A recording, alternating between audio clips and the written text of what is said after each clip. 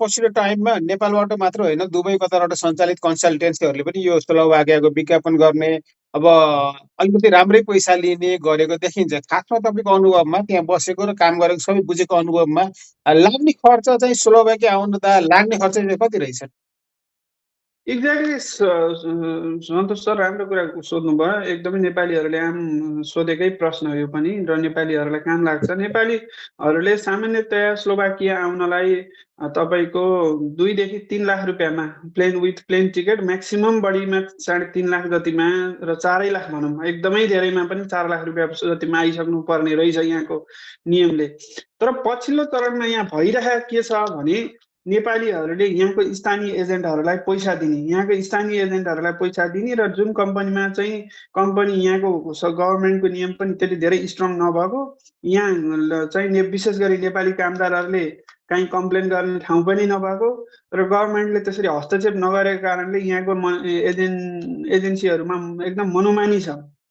र त्यसरी मनोमानी हुँदाखेरि चाहिँ नेपाली एजेन्टले के गर्दा रहेछन् भने नेपालबाट आउँदाखेरि पर व्यक्तिबाट चाहिँ यहाँको स्थानीय एजेन्टहरूलाई 3,3500 युरोसम्म यिनीहरूले यहाँको एजेन्टलाई दिने, अनि उहाँको स्थानीय एजेन्ट अनि विभिन्न चाहिँ उसमा सेटिङ गरेर खुवाएर आउँदाखेरि चाहिँ यहाँ 12 देखि 14 लाखसम्म उठाएको देखियो। जबकि यो पैसा एकदमै मैले भनिहालेँ, म्याक्सिमम बढी भनेको 4 लाख रुपियाँ पनि पर्दैन, तर 4 लाख रुपियाँ जतिमा यिनीहरू आउन सक्छन्। तर यही कुराले हेर्नुहोस् कहाँसम्म असर गरेको छ भने यदि तपाईँ स्लोभाकियामा कुनै एजेन्सी चेन्ज गर्न चाहनुहुन्छ भने पनि उनीहरूले डाइरेक्ट के भनिदिन्छन् भने मलाई नेपाल या दुबईबाट ल्याउँदा फाइदा हुन्छ, तिमीहरूलाई यहाँ हामीले पैसा, यहाँ चाहिँ तिमीहरूलाई अर्को एजेन्सीमा तिमीहरू आएको जुन कम्पनी हो त्यो कम्पनी राम्रो छैन भने हाम्रोमा चेन्ज गरेर हामीलाई के बेनिफिट हुन्छ? केही पनि हुँदैन। हामीले दुबईबाट नेपालबाट आउँदाखेरि 3,3500 रुपियाँ चाहिँ युरो हाम्रो खातामा हामीलाई आउँछ भने हामीलाई त्यो बेनिफिट हुँदाहुँदै तिमीहरूलाई हामी यहाँबाट किन ल्याउँ भन्ने कुराहरू चाहिँ यहाँ गर्ने भएको कारणले नेपालबाट मान्छे ल्याउने, तर यहाँ लोकलमा काम चेन्ज गर्न नपाउने, काम नपाउने अवस्था छ। भनेको यहाँको एजेन्सीहरूले पैसा खाने भएको कारणले गर्दाखेरि पनि, अनि समग्रमा नेपालीले धेरै पैसा तिर्नु परेको कारण चाहिँ यो पनि रहेछ।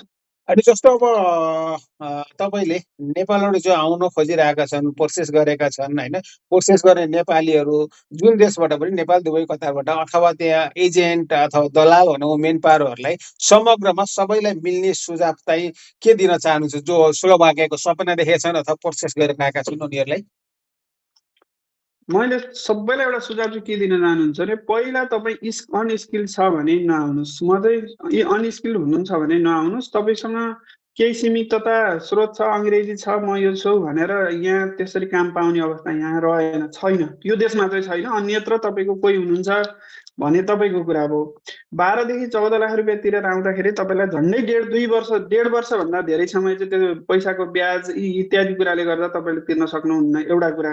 दोस्रो कुरा, तपाईँसँग अनस्किल छ, स्किल छैन, केही पनि खास तपाईँ पोख्त कुनै काममा चाहिँ पोख्त हुनुहुन्न भने तपाईँलाई यहाँ धेरै नै गाह्रो पर्छ।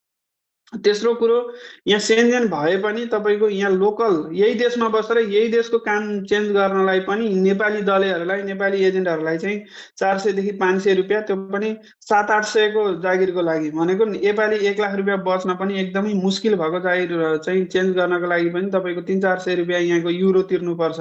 यहाँ तपाईँले त्यत्रो तिरेर आएर यदि कम्पनी चेन्ज गर्दाखेरि, कम्पनी गतिलो परेन, चेन्ज गर्दाखेरि पनि यहाँको स्थानीय भनौँ यहाँ काम गरिरहेका एजेन्टहरूले त्यसरी पैसा खाइदिने हुन्छन्।